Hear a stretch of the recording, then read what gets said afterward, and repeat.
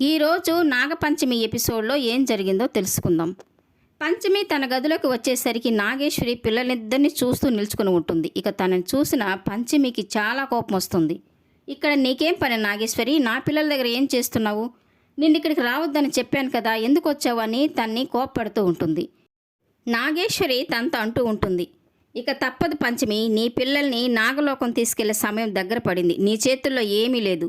నువ్వు వాళ్ళని ఎక్కడా దాచలేవు, నువ్వు వాళ్ళని రక్షించుకోలేవు. వాళ్ళని తీసుకెళ్లే సమయం దగ్గర పడింది కాబట్టే నేను ఇలా రావాల్సి వచ్చింది. ప్రతి పౌర్ణమికి నీ కూతురులో పాము లక్షణాలు బయటపడతాయి. అప్పుడు తన విశాలాక్షి ఎవరో నేను కనిపెట్టి తన నాగలోకం తీసుకెళ్తాను. అమ్మవారి అనుగ్రహం నాకుంది, ఇక నువ్వు ఏమీ చేయలేవని తనతో అంటూ ఉంటుంది. అలా ఎప్పటికీ జరగదు నాగేశ్వరి, నా పిల్లల్ని నేను కాపాడుకుంటాను, నువ్వేమీ చేయలేవని తనతో అంటూ ఉంటుంది. నీ శివశక్తి నీ పిల్లల్ని కాపాడలేదు పంచమి. రాబోయే ప్రతి పౌర్ణమి నీకు గండం లాంటిది. పౌర్ణమి రాత్రులు తగ్గే కొంది నీ పిల్లలు నీకు దూరం అవుతారని చెప్పి తను పాముగా మారి వెళ్ళిపోతూ ఉంటుంది. ఇక వెనకనే పంచమి కూడా అంటూ ఉంటుంది, నాగేశ్వరి ఆగు, నేను చెప్పేది విను, నా పిల్లల్ని నాగలోకం తీసుకెళ్లకు, మళ్ళీ ఎప్పుడు ఇక్కడికి రాకు అని తను అంటూ ఉంటుంది. ఇక అదేమి పట్టించుకోకుండా నాగేశ్వరి అక్కడి నుంచి వెళ్ళిపోతుంది. నా బిడ్డల్ని నా నుంచి ఎవ్వరూ దూరం చేయలేరు, ఎవరినైనా ఏ శక్తినైనా నేను ఎదిరిస్తాను, నా బిడ్డలు నేను కాపాడుకుంటానని పంచమి ఒకటే అనుకుంటూ ఉంటుంది. ఇంతలో అక్కడికి వచ్చిన మోక్ష, ఎవరితో మాట్లాడుతున్నావు పంచమి, ఇక్కడెవరు లేరు కదా అని తనతో అంటూ ఉంటాడు.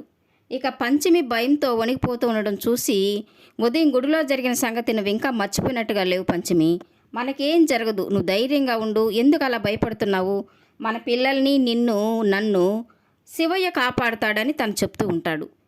స్వామి శాపం గురించి మరీ అంతగా ఆలోచించకు పంచమి, అవన్నీ నిజం కాదు అని పంచమికి చెప్తూ ఉంటాడు. ఇక నీకు ఒక బహుమతి తెచ్చానని చెప్పి మోక్ష తన ఒక బ్యాగ్లో నుంచి శివలింగాన్ని బయటికి తీస్తాడు. నీకు ఇష్టమైన శివయ్యని తీసుకొచ్చాను పంచమి, ఈ శివలింగం నీ దగ్గర ఉన్నంత వరకు నీకు ఆ శివయ్య ఏ కష్టం కలిగించడు, నీకు ధైర్యంగా ఉండాలని ఈ శివలింగాన్ని తీసుకొచ్చాను. మనకు మన పిల్లలకి ఎలాంటి కష్టాన్ని రానివ్వడు శివయ్య. పిల్లలు చేసిన తప్పును కూడా ఈ శివయ్య క్షమిస్తాడు పంచమి, నువ్వు ధైర్యంగా ఉండు అని తనకి ధైర్యం చెప్తూ ఉంటాడు.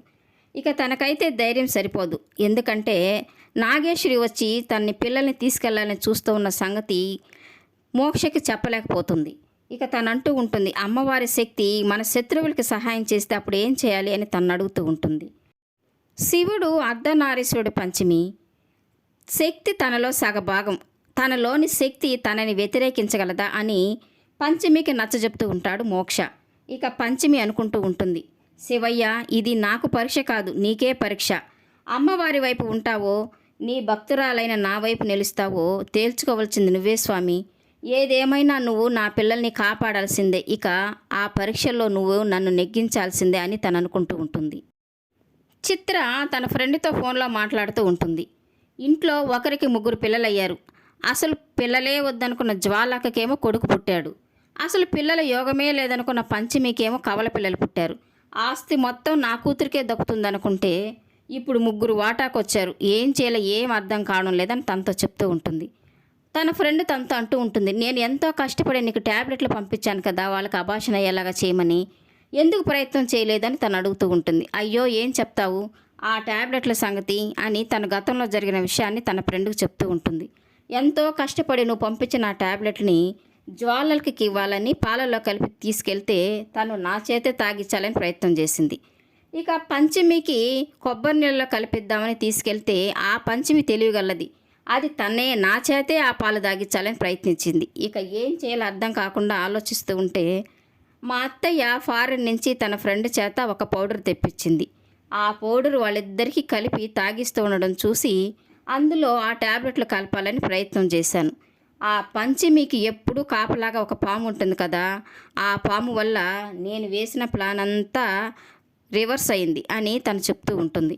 ఇక చివరికి ఆ పాలు నేనే తాగి హాస్పిటల్ పాలవ్వాల్సి వచ్చిందని తన ఫ్రెండ్కి తన బాధ అంతా చెప్పుకుంటూ ఉంటుంది. ఆ రోజు పంచమి జ్వాల నేను ట్యాబ్లెట్లు వేసిన పాలు తాగింటే ఈరోజు వాళ్ళకి పిల్లలు పుట్టేవాళ్లే కాదు, ఆస్తిలో వాటా పోయేదే కాదు, నేను వేసిన ప్లాన్ అంతా రివర్స్ అయింది అని తన బాధ చెప్పుకుంటూ ఉంటుంది.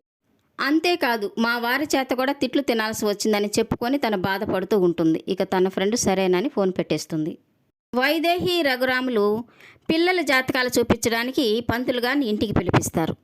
పంతులు గారు పంచమి పిల్లలిద్దరి జాతకాలు, జ్వాలా కొడుకు జాతకం చూస్తూ ఉంటాడు.